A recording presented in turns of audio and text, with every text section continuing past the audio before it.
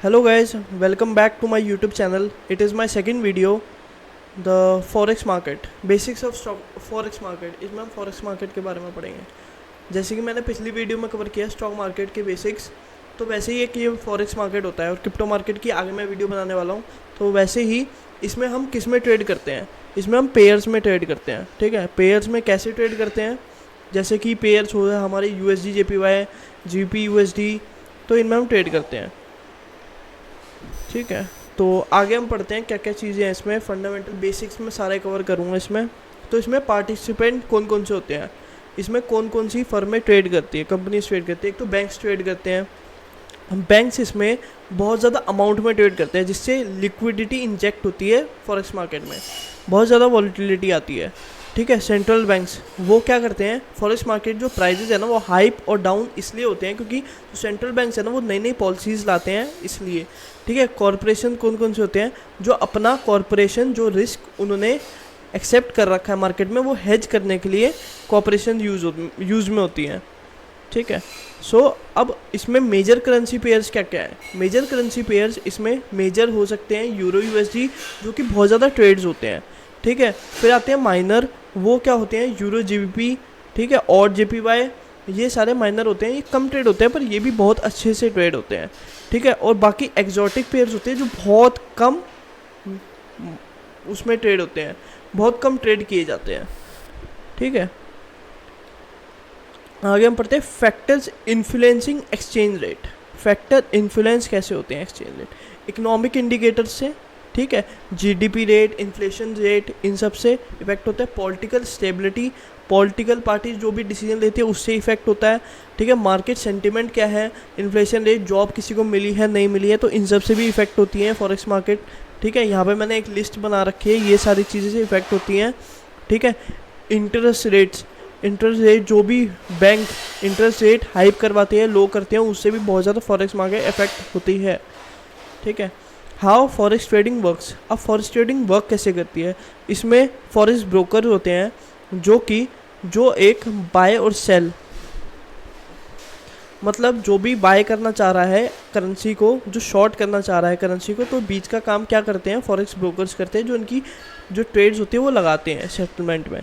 और लेवरेज क्या होता है, लेवरेज की जैसे हम 100 रुपये हैं हमारे पास और हम 1000 रुपये की ट्रेड कर सकते हैं, और 100x हम ट्रेड कर सकते हैं, 10x हम ट्रेड कर सकते हैं ऊपर से। तो इसमें लेवरेज बहुत ज़्यादा होती है फॉरेक्स मार्केट में। और इसमें बिड आस्क प्राइस क्या होता है,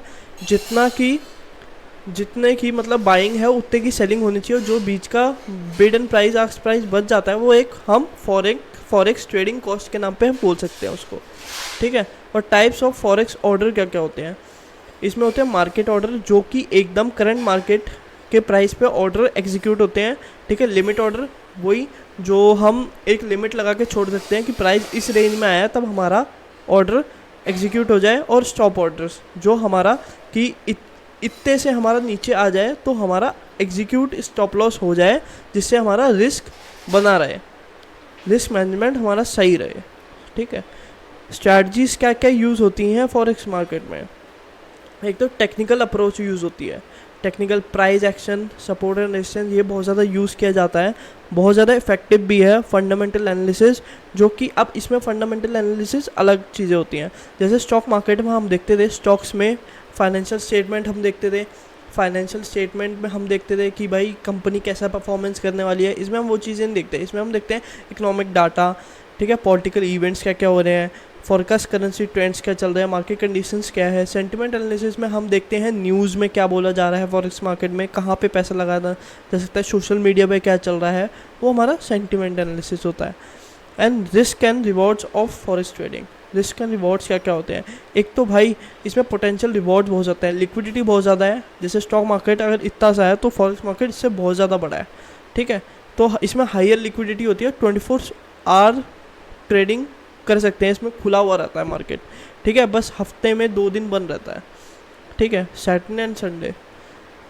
सो ये बहुत ज़्यादा वॉलेटाइल मार्केट है। एंड रिस्क क्या होता है, अगर इसमें प्रॉपर नॉलेज नहीं है तो आप मतलब इसमें आप बहुत ज़्यादा लॉसेस करने वाले हो, इसमें आप बहुत ज़्यादा लॉस करते हो। ठीक है, जब तक आपके पास इन्फॉर्मेशन पूरी अच्छी तरीके से नहीं है, इसके बारे में नॉलेज नहीं है, तो इस चीज़ों में हाथ करना और अपना बहुत ज़्यादा मनी लगाना, स्टार्ट स्मॉल। मेरी तो ये एडवाइस है, पहले पहले एकदम स्टार्ट एकदम स्लो से करना चाहिए, which can very effectively and have some knowledge and then effectively give your money to the markets in a profitable वे।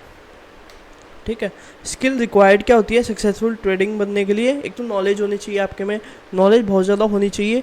एक डिसिप्लिन होना चाहिए कि आप जो काम करते हो वो करते ही हो। अगर आप हर चीज़ में डिसिप्लिन हो, अगर आप इस चीज़ के बाहर, अगर आप जिम नहीं जा रहे, जैसे एग्जांपल दे रहा हूँ मैं, अगर आप जिम नहीं जा रहे तो अगर आप हफ्ते में एक दिन भी छुट्टी कर रहे हो, मतलब आप डिसिप्लिन नहीं हो इतने। ठीक है। तो अगर आप उसमें उस चीज़ में डिसिप्लिन नहीं हो तो आप इस चीज़ में भी डिसिप्लिन नहीं रहोगे।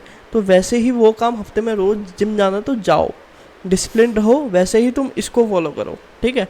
अडेप्टेबिलिटी होनी चाहिए, जो मार्केट कंडीशंस को अडेप्ट कर पाए। ठीक है। मार्केट हमेशा चेंज होते रहते हैं, एक साथ एक से नहीं रहते मार्केट। तो आपके में अडेप्टेबिलिटी होनी चाहिए, बार बार चेंज होना चाहिए कि मार्केट कैसा बिहेव कर रहा है, उसके हिसाब से हमको वैसे डिसीजंस लेने पड़ते हैं। वो एक्सपीरियंस के साथ आता है लेकिन। ठीक है। इस forex trading rewarding with skill,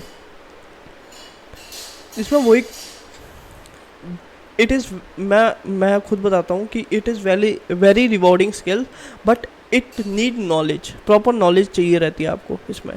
ठीक है। अगर आपके पास नॉलेज नहीं है तो it will never work properly. So इसमें एक रिस्क ही होता है बस, क्योंकि लैक ऑफ स्किल होती है लोगों में, रिस्क मैनेजमेंट प्रॉपर नहीं करते, उससे उनका जो ट्रेडिंग अमाउंट होता है वो ज़्यादा लूज़ हो जाता है, मनी ज़्यादा लूज़ हो जाती है। तो स्किल्स और नॉलेज बहुत ज़्यादा ज़रूरी है इन फील्ड में। तो पहले वो आपको लेना चाहिए एकदम बेसिक्स से, फिर आपको एडवांस धीरे धीरे ट्रेनिंग करके ठीक है, वेल प्लान से अपने डिसीजन मार्क करने चाहिए, which can protect your capital. ये मार्केट है जिसमें कैपिटल अच्छा खासा जाता है। ठीक है। Thank you and thank you. So it is this forex trading. इसमें मैंने सारे कुछ बेसिक्स कवर कर दिए हैं। अब हम आगे आने वाली वीडियोस में हम सीखेंगे कि भाई कैसे हम ट्रेड करते हैं फॉरेक्स मार्केट, और कैसे हम क्रिप्टो मार्केट ट्रेड करते हैं, कैसे कैसे किए जाते हैं, और कैसे कैसे हम इसमें प्रॉफिटेबल होते हैं। ठीक है, प्रॉफिट किए जा सकते हैं। Thank you and please have fun. Thank you and please like and subscribe if this knowledge give you some insight about forex trading. So please like and subscribe it. Thank you.